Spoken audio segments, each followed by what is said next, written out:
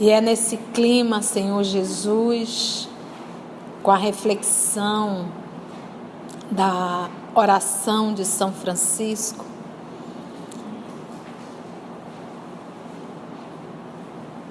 o poema nos convida a sermos o teu instrumento da paz. Mas para sermos o teu instrumento, necessitamos ainda afinar bastante nosso mundo interior. Nós lhe agradecemos, Divino Amigo, pela oportunidade da vida, pela oportunidade de mais uma encarnação, por essa oportunidade de conhecer a doutrina espírita, por essa oportunidade de estar estudando o livro A Caminho da Luz, e por essa oportunidade de estar nessa casa que sempre nos acolhe com tanto carinho.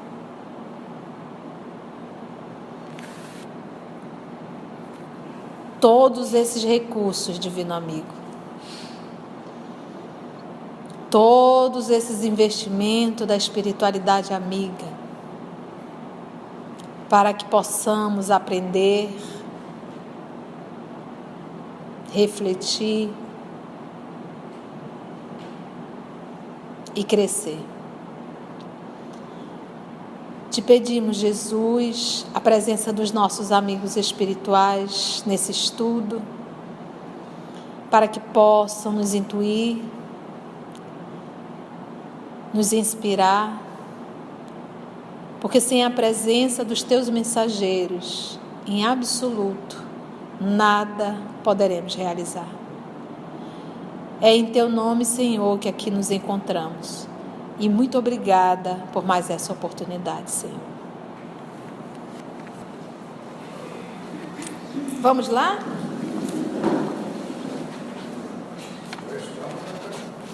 Já. Então nós iniciamos o capítulo 7, o povo de Israel. Confere. Comentamos sobre a lenda da Torre de Babel, lemos Gênesis capítulo 11, versículos de 1 a 9.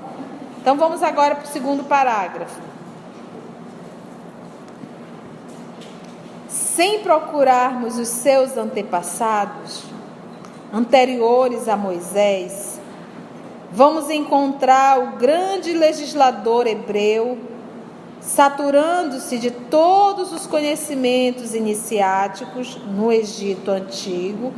Nós já estudamos um pouco do Egito, sabemos da filosofia que percorria no Egito, sabemos dos espíritos que foram missionários dentro do Egito, que eram chamados de os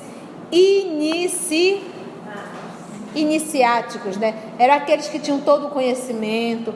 Aprendemos que eles conheciam a existência de um Deus, a existência de um Cristo, a existência dos auxiliares do Cristo, daí a criação do politeísmo. Então, vamos encontrar o grande legislador hebreu saturando-se de todos os conhecimentos iniciáticos. Então, uma vez que ele foi largado lá no riozinho Nilo, pego pela princesa, adotado por ela e vivendo toda aquela convivência com o povo do Egito, como se fosse do Egito, que ele não sabia sua nacionalidade, ele acabou aprendendo tudo isso. Então, esse movimento todo da espiritualidade amiga teve um propósito para Moisés, que era justamente esse aqui, ó. Sem procurarmos os seus antepassados, não vamos avaliar, anteriores a Moisés, vamos, tipo assim, qual é a árvore dele, né? Vamos encontrar o grande legislador hebreu saturando-se de todos os conhecimentos iniciáticos no Egito antigo, onde o seu espírito recebeu primorosa educação, à sombra do prestígio de Termute, está aqui a filha do faraó, o nome dela, cuja caridade fraterna o recolhera. Moisés, porque lembra que as informações desses grandes mestres, desses grandes conhecedores, eles não passavam ao povo, muito menos ao povo hebreu, que era escravo dentro do Egito. Foram quase 350 anos de escravidão. Lembra que o povo hebreu, eles eram nômades. Então, a massa realmente deles ficaram durante quase, você imagina o que é passar mais de 3 séculos, quase 4 séculos, escravizados dentro do Egito. Então, eles estavam pegando todo aquele... Mas as informações realmente, aquelas informações, só mesmo os iniciáticos. E eles não passavam para o povo. Como Moisés não era povão, Moisés foi criado por uma princesa, ele acabou conhecendo tudo isso. Então, quando ele foi para retirar o povo da escravidão dentro do Egito, todas as informações a qual ele recebeu, ele passou para o povo. E eram informações que só os iniciáticos conheciam. O povão era a missão dele, exatamente, passar. Porque o que nós temos que entender é que cada coisa a seu tempo. Você imagina que naquela época era de direito, se você viesse aqui e matasse alguém da minha família, eu ia lá contigo e mandava dizimar toda a tua família. Não era olho por olho. O olho por olho, dente por dente foi que surgiu com Moisés. Antes de Moisés era dessa forma. De repente eu vou lá na tua casa e mato tua filha. Você, no ato de vingança, você vem, me mata minha filha, meu filho, meu irmão, mata a família toda. Então, isso não é olho por olho, dente por dente. Isso era um ato de desigualdade, porque eu só matei tua filha e você veio e matou a minha família inteira. Então, foi um progresso a lei de Talião. Nesse processo de educação, foi permitido o quê? Aí veio a lei de Talião com o nosso Moisés. Ele disse, olha, vamos colocar ordem. Se por um acaso você for lá e arrancar um olho, você tem o direito de vir até aqui e arrancar um olho também. Então já houve aí uma lei, uma evolução e uma lei mais ou menos justa. E que para os nossos irmãos hebreus, isso era muito justo. Uma vez que você arranca uma perna, você dá o direito de o outro vir arrancar sua perna também. Já deu uma freada. É tipo assim, se você não quer perder, não vá tirar do outro. Porque o outro tem o direito de vir fazer a mesma coisa com você. Isso está na lei. Então, essa lei ficou quase de 18 séculos. Isso funcionando perfeitamente. Então, se eu não quero perder, eu também não vou lá tirar. Isso era a regra. E aí vem quem? Vem a nossa segunda revelação, que é o nosso Senhor Jesus com a lei de amor. Aí ele já vem com uma nova informação. Orai por aqueles que vos perseguem e caluniam. Opa, começou a mexer. Perdoa 70 vezes 7 vezes. Não retribua o mal com o mal. Então, ou seja, isso tudo era muito novo até hoje. Se eu saio aqui e de repente a Marisa me agride, o natural é eu fazer o quê? Agredi-la também. Então eu estou em qual lei ainda? Olho por olho e dente por dente. Até mesmo dentro de minha casa, se alguém me agride, o que eu vou fazer? Eu vou agredir também. Exato. Então nós não temos ainda nós não estamos ainda naquele nível de consciência e de maturidade espiritual que eu sou boa, eu sou do bem, independente da atitude de A, B ou C. Então então a gente fala olho por olho, dente por dente, diz, mas nós vivemos ainda isso, mesmo 2 milênios depois. Porque olha, são 2 milênios de Cristo, perdoar, não te digo só 7, mas 70 vezes 7, retribuir o bem com o mal, amar o inimigo. E quando ele fala, porque tem amar o inimigo e tem odiar pai e mãe. Dentro da cultura judaica, o vocábulo realmente não tem amar menos e amar mais. A palavra gostar não existe. Mas para muitos isso se torna uma fraqueza, que na verdade é uma força. Você não retribuir. Para muitos, ele é fraco. Verdade, Covardia, chamado de covarde, exatamente. Você é mais forte do que... Porque quando você não retribui, você está educando o homem velho. E, de certa forma, não dando vazão ao orgulho, que quase sempre é o orgulho. Quem tem que dar o último grito sou eu, quem tem que dar a última fala sou eu. Isso é o movimento realmente do orgulho.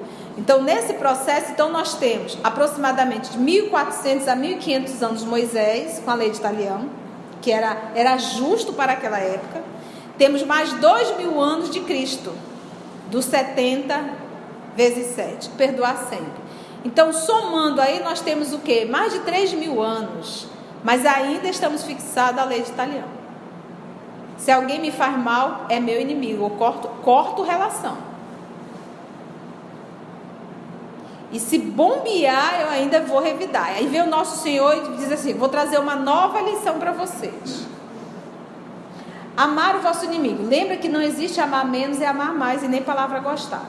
Mas aí vem os Espíritos, através de Allan Kardec, na codificação, e diz: perdoar o teu inimigo não é devotar o mesmo amor que tu devota ao teu amigo. Amar ao inimigo não é devotar o mesmo amor que tu devota ao teu amigo. Amar o inimigo é não retribuir o mal. Está lá no Evangelho. Não retribuir o mal, não desejar o mal. E se houver oportunidade um dia dessa pessoa precisar de você, você atender. Então, o próximo passo, lembra que nós viemos de uma vingança cruel, depois nós passamos por uma vingança aparentemente justa, que era uma forma até de educar o outro, e nós passamos agora por essa terceira fase, que é, o que Jesus veio ensinar? Não revide. A lição do nosso Senhor é essa: não devolva o mal fazendo o mal. Não, por exemplo, voltando ontem no livro o Conduta Espírita, se eu me proponho a fazer defesa pessoal, luta de defesa pessoal, eu estou na lei de Italião. Bateu, levou. Eu vou me defender. Ninguém se defende sem dar um bufetão também. Então, nós tivemos nesse movimento aqui, lei de Italião, lei de Italião. Aí veio o nosso Senhor Jesus e disse: olha, uma nova lei vos dou. E a lei era justamente perdoar.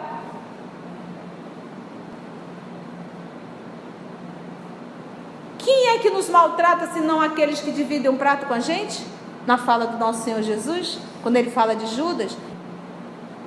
Então é muito difícil. Mas aí o que Jesus ensina? Não devolve o mal. Não retribua. Não deseje o mal. E nem se alegre se o mal vier bater na porta dessa pessoa.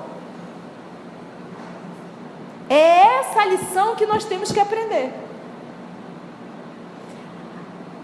A lição do que o nosso Senhor Jesus fez para com aqueles que o crucificaram, que éramos nós, essa nós ainda não sabemos e não temos maturidade espiritual nem peito para fazer. No nível que ele fez, não. Porque ele é o Cristo. Ele é o modelo. Eu tenho que me esforçar, mas como disse ainda há pouco o livro Consolador, mas eu não posso ter a pretensão de numa encarnação querer chegar ao nível de um Cristo. Eu posso até calar, mas ainda será uma luta. Jesus calou, mas não foi luta, foi amor. Quando ele orou: Pai, perdoa, porque eles não sabem o que fazem, era um ato de interceder por nós, mas Deus não estava bravo, mas ele queria deixar a lição para a gente. Olha, eu vou mostrar para vocês como a gente deve fazer quando somos crucificados pelo outro. Era mais uma lição. Então, Senhor, perdoa. Ele não sabe o que está fazendo. Ela não sabe o que está fazendo. E nesse movimento é como se eu estivesse falando para mim mesmo: Sansão, perdoa. Entendemos isso? Esse passo a passo? Bem antes de Moisés, vem Moisés, traz a lei de talião, que era justo para aquela época. Vem depois o nosso Senhor Jesus e traz amar o vosso inimigo. E nós já entendemos a concepção, porque ele está vindo de uma regra que eu deveria devolver. Eu deveria ir lá revidar. Aí ele veio com uma nova lição: não vá revidar. Mesmo que ele tenha arrancado o olho, deixa para lá. É difícil. Hoje, 2000 anos depois, ainda é difícil. Mas Senhor, ele veio aqui e arrancou a perna. Esquece.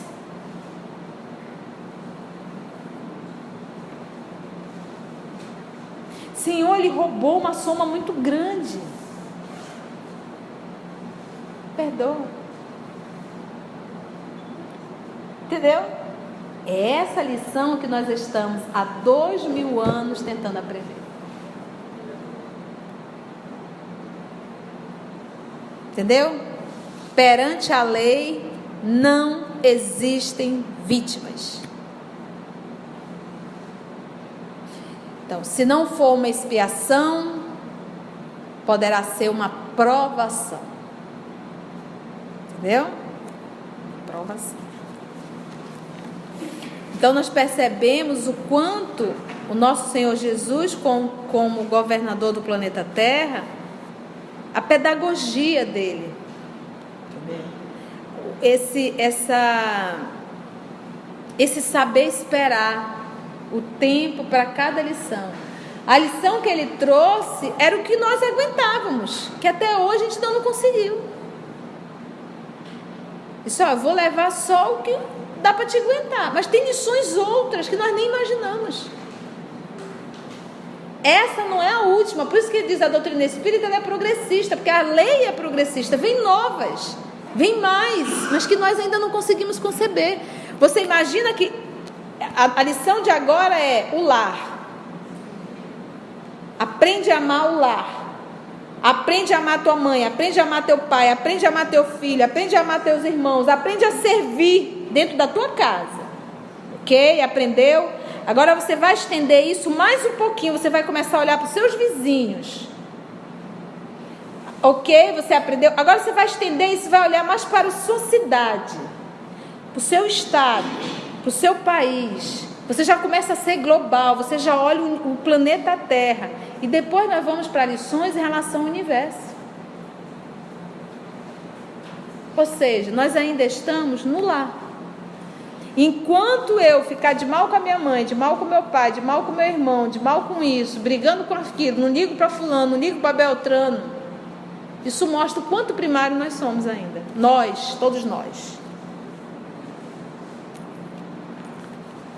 Então vamos lá. Então Moisés esteve no Egito, nós sabemos agora o porquê, para ele poder pegar toda aquela informação dos iniciáticos e poder depois transmitir tudo isso ao povo hebreu, já vendo o futuro, que era a vida de quem? Do Messias. Continua ele. Moisés, na sua qualidade de mensageiro do divino mestre, olha, mensageiro é o enviado, é aquele que traz uma mensagem. De quem? De Jesus. Procura então concentrar o seu povo para a grande jornada em busca da terra da promissão. Lembra que o povo hebreu era um povo nômade. Médium extraordinário, Moisés, de efeitos físicos, realiza grandes feitos ante os seus irmãos e companheiros maravilhados. É quando então recebe de emissários do Cristo, então ele vai dizer que era Deus que falava com ele. Como é que ele vai falar para aquele grupo? Lembra? Egito. Os iniciáticos sabiam de quê? Da ação de Deus, a presença do Cristo e a presença dos Espíritos que eram auxiliares do Cristo. Então ele passou a chamar tudo isso de Deus. Então, uma vez que os Espíritos falavam com Moisés, que tinha toda a cultura do Egito, ele ia chamar aquela voz de quem? Deus. E o nosso Emmanuel aqui nos dá a informação que eram quem? Os emissários do Cristo no Sinai deram o que? Os 10 sagrados mandamentos. Então vai dizer, então não foi Deus? A lei é divina. Porque lembra, o Criador do amor, a origem, está em Deus. Nós só o que? Devemos aprender a nos tornarmos um espelho, daí o espelho da vida, para refletir o que tem origem nele. Nós não inventamos o amor. Então, os 10 mandamentos, lembra-se, é enviado de Jesus, foi Jesus que orientou, mas Jesus faz a vontade de quem? Por isso ele dizer, eu e o Pai somos um só. Então, sempre vou repetir para a gente entender num grau menor. Quando Paulo diz assim, já não sou eu mais quem vivo, é o Cristo que vive em mim. Ele está dizendo assim, Saulo de Tarso desapareceu, não existe mais personalidade, não existe eu quero isso, acabou. Eu realizo 100% a vontade do Cristo Jesus. Acabou. 100%. Por isso que ele diz, não sou eu mais que vivo. Quem vive em mim é Jesus. E Jesus, ao falar, eu e o Pai somos um só. E quando João diz, nós poderíamos ver Deus, ele diz, mas tu está me vendo e não está vendo Deus? Porque olhar para o Cristo, ele é o espelho, ele reflete Deus. 100%.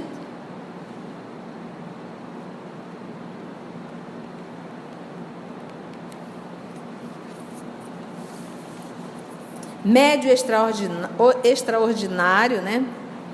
Então, é quando então recebe de emissários do Cristo, no Sinai, os 10 sagrados mandamentos, que até hoje representam a base de toda a justiça do mundo. Então, tudo que é de origem divina é imutável. Nós não aprendemos nem o decálogo. Nem o decálogo. Amar a Deus sobre todas as coisas. Honra a teu pai e a tua mãe. Não levante falso testemunho. Não deseje o asno, a casa ou a mulher do próximo. Não mate. Não roube. Não adultere. Por aí se vai. Entendemos? Então, são leis imutáveis. Antes de abandonar as lutas da terra, na estática visão da terra prometida, Moisés lega à posteridade as suas tradições no Pentateuco, que são os 5 livros, Gênesis, Êxodo, Levítico, que são as leis, Números e Deuteronômio. Na lei, eu estou aqui com o Evangelho segundo o Espiritismo, capítulo 1. Na lei mosaica, há 2 partes distintas: a lei de Deus, promulgada no Monte Sinai, que é o Decálogo, e a lei civil ou disciplinar, decretada por Moisés. Então, se eu quero conhecer as leis, eu vou no livro Levítico, que são só as leis, promulgadas por quem? Por Moisés. decretadas por Moisés. Uma é invariável, que é o decálogo. A outra, que é de Moisés, apropriada aos costumes e ao caráter do povo. Se modifica com o tempo. Até mesmo nós temos leis hoje que há 30 anos atrás não era. Então, à medida que o povo vai evoluindo, vai crescendo, as leis civis vão se ajustando. As divinas não, porque elas são eternas, elas são perfeitas. A dos homens são imperfeitas, as leis divinas são perfeitas. Então, primeiro, eu sou o Senhor, vosso Deus, que vos tirei do Egito, da casa de servidão, porque lembra que foi 4 séculos de escravidão no Egito. Não tereis diante de mim outros deuses estrangeiros. Não fareis imagem esculpida. E até hoje a gente tem. Faz a imagenzinha, né? E fica ali. Porque o problema não é dizer, mas Chico tinha imagem, ok? A pergunta é, ele adorava a imagem? Porque o que Moisés veio combater foi a adoração. Você idolatra aquela imagem. Você adora aquela imagem. Não fareis imagem esculpida, nem figura alguma do que está em cima do céu, nem embaixo da terra. Justamente para eu não me prender no objeto. Porque o que o nosso Senhor Jesus sempre nos buscou é amar a Deus em espírito e em verdade. Em espírito e em verdade e em atitude. Nem embaixo da terra, nem do que quer que esteja nas águas e sob a terra. Não os adorareis e não lhes prestareis culto soberano. Gente, está aqui, é o primeiro mandamento. Aí eu digo que tem uns espiritólicos, né? Sai daqui, ai tia, eu vou para Belém, eu vou para o Sírio. E a gente fica, então tudo bem, vá, não tem problema nenhum, mas... E o primeiro mandamento? Ele vai comer maniçoba. Vai comer maniçoba, né? Rever os amigos, né? Tem que ver qual é a intenção, tomar açaí, né? Mas se a intenção da pessoa é realmente o encontro com a imagem, fazer pedido para a imagem, nada contra a Nossa Senhora. Temos um maior respeito por Nossa Senhora. O que o Moisés aqui está realmente batendo, que não é ele, é uma lei divina, é a adoração à imagem. Faz aquela fila enorme, todo mundo querendo pegar na corda, querendo pegar na imagem. Isso é idolatria. Entendemos? Esse é o primeiro mandamento, vamos recordar. O segundo: não pronunciareis em vão o nome do Senhor vosso Deus. Tem uma pergunta que Kardec faz, querendo tomar satisfação das atitudes de Deus. Por que Deus já não fez todo mundo perfeito? Mais ou menos assim é a pergunta. E os Espíritos, como ousas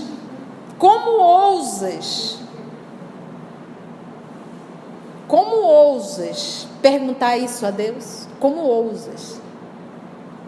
Então a gente percebe que quanto mais evoluído o espírito, maior o respeito pelo Criador. Quanto mais primitivo o espírito, menor o respeito pelo Criador. Então, quanto maior a maturidade, é igual quando você vê um filho que respeita o pai e a mãe. Bença pai, bença mãe. Ele fala com um ato de respeito muito grande, porque o meu relacionamento, também com meu pai e com a minha mãe, fala de mim, do meu nível moral. Vamos lembrar de Alcione? Você lembra o trato dela com a mãe? O trato dela, isso falava dela, porque a forma que eu trato a pessoa me apresenta. Terceiro, aqui ele está falando, não pronunciareis em vão o nome do Senhor vosso Deus. É Jesus mandando o recado, pegou espíritos enviados, foram e transferiram para Moisés. Entendeu? lembrai-vos de santificar o dia de sábado. Por quê? Naquele grupo, para aquela época, eles trabalhavam de segunda a segunda. Os próprios animais não tinham repouso. Então foi uma forma de pegar o primeiro dia para o judeu, e obviamente para também, é o domingo.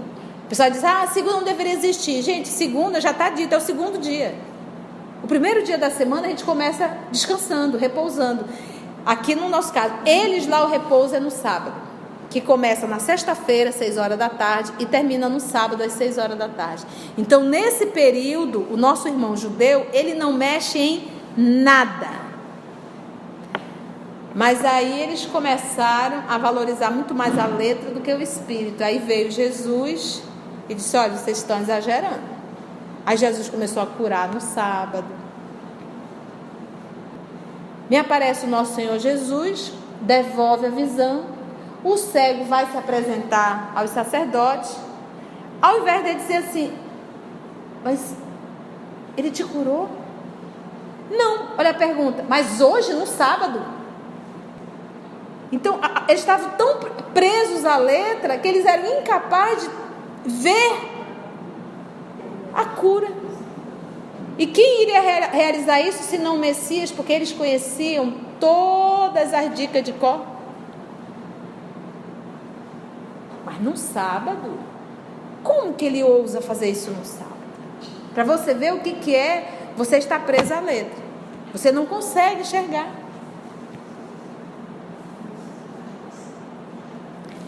Honrai. Como nós estamos estudando o capítulo dos judeus, nós vamos ter que mergulhar um pouco na cultura deles, tá? Honrai, esse é o quarto, a vosso pai e a vossa mãe, a fim de viverdes longo tempo na terra que o Senhor vosso Deus vos dará. Meus irmãos, por mais que a minha mãe não tenha sido o quindim que eu gostaria, por mais que o meu pai não tenha sido o quindim que eu acho que eu merecia, eles me deram a vida, a oportunidade da encarnação.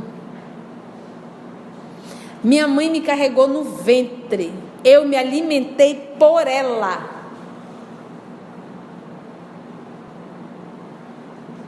Então eu devo a minha vida a ela. Isso já é o suficiente. Agora, da mesma forma que ela não é o quindim, eu também não sou para ela, porque eu posso ser uma péssima filha. Então às vezes a gente cobra do outro, mas não olha para si próprio. A fim de viver de longo tempo na terra que o Senhor vosso Deus vos dará. Como eu poderei fazer um movimento de amor para uma sociedade se a pessoa que me deu a vida eu não consigo amar? Eu não consigo cuidar?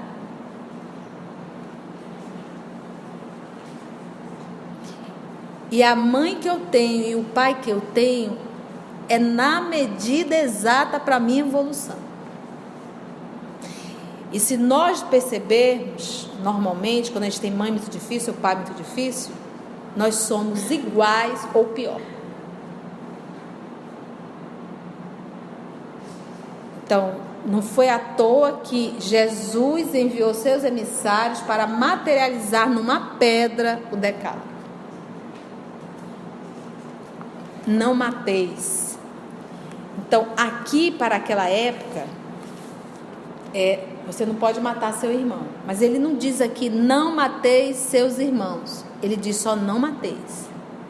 Então, daqui a alguns 300, 500, 2000 anos, a gente vai olhar esse não mateis, isso aqui já vai estender aos animais. Hoje não dá conta. O organismo ainda precisa. Mas vai chegar um tempo que o nosso organismo vai estar adaptado a não mais precisar de carne vermelha. Nós teremos corpos adaptados para isso. Sexto, não cometais adultério, não vá trair. Eu lembro quando a gente era criança, quando a gente dava aula para criança, a gente colocava o homem que vende leite. Olha, ele vende leite. Como é que você vai explicar adulterar para uma criança? Porque adulterar, a palavra é trair.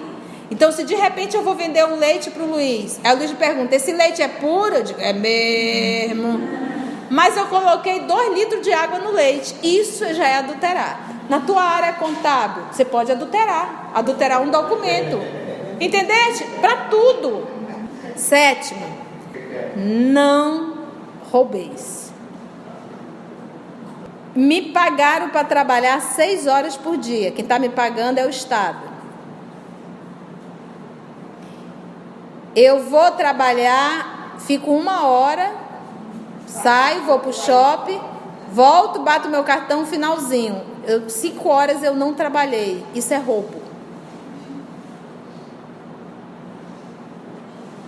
Então não pensa que roubo é só tu ir lá e pegar o dinheiro e desviar, não. Porque eu vou receber por algo que eu não trabalhei. 8º, não presteis testemunho falso contra o vosso próximo. Falso é, tu tem certeza do que tu está falando? Para estar denegrindo a imagem de A, B ou C? Mesmo que tu tivesse certeza, eu devo denegrir a imagem de A ou B? Não presteis testemunho falso contra o vosso próximo.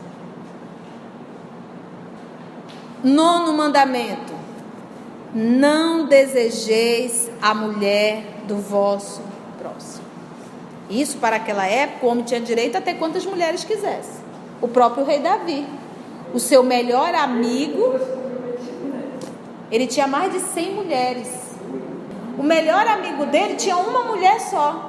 Ele se apaixonou pela mulher dele, colocou, o que ele fez? Pegou o melhor amigo e mandou para a guerra. E aí depois o sacerdote, como é que corrige o rei Davi? Chega com ele e diz assim: rei, nós estamos com um problema no reinado. Qual é? Nós temos um caso de um cidadão que ele tem 100 ovelhas. E tem um outro que tem uma ovelha só. Pois ele mandou matar o outro para ficar com a ovelha. Você acha isso justo? Não acha isso justo? Traga ele aqui, vamos ter que puni-lo. Pois é o senhor.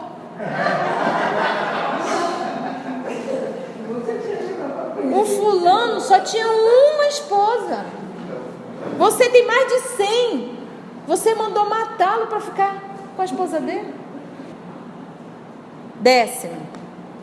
Aí ele vai falar aqui não cobiceis, da inveja. Não cobiceis a casa do vosso próximo, nem o seu servo, nem a sua serva, nem o seu boi, nem o seu asno. Quero o dinheiro da época. Hoje eu dizia, nem seu celular, nem o seu carro, nem a sua casa, nem a bolsa da Louis Vuitton, nem a sua lancha. Isso aqui era a riqueza da época. Captou? Então, ou seja, tu tá aqui, né? Porque essa criatura aqui do 10º, ela nunca está feliz com o que tem. Nunca. E ela ainda fica com ódio de quem tem. A casa dela tá arrumadinha. Ela vai visitar a casa da amiga e a amiga fez umas mudanças. Ela já começa... Ela vai se corroendo. É inveja. Porque realmente o invejoso, ele não consegue nunca estar feliz com o que tem. Nunca. Vive no inferno. Porque sempre terá alguém que terá mais que ele.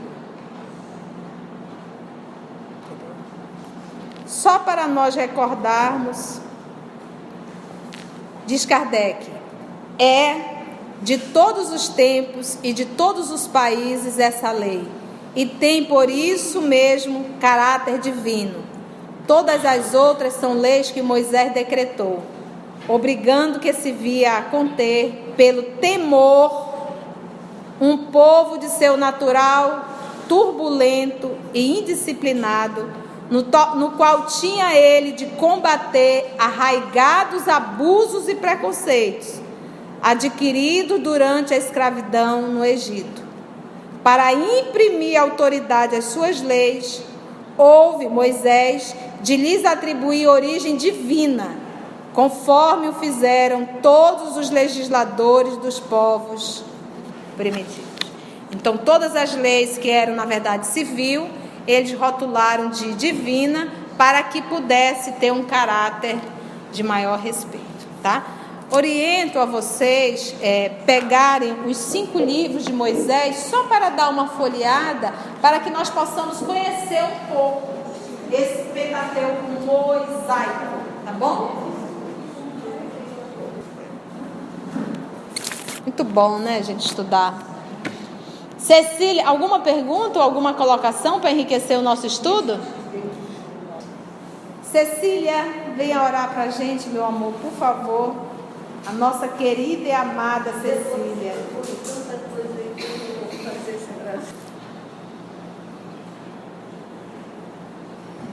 Divino Mestre Jesus, este momento é muito importante para nós, quando nos remete a uma responsabilidade maior diante de tantos ensinamentos que nos chegam. Mestre querido, faz com que consigamos internalizar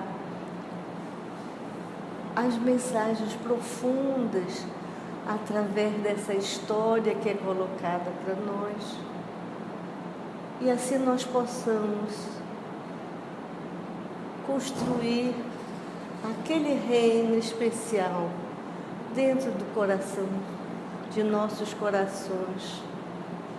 Ampara-nos, guia-nos, faz com que esses momentos tenham o resultado da boa semente, que dá árvore, da folha, da flor e dá os frutos da grande redenção. Abençoa-nos, Senhor, abençoa nossos regressos aos nossos lares, abençoa esta casa que nos acolhe, que assim seja.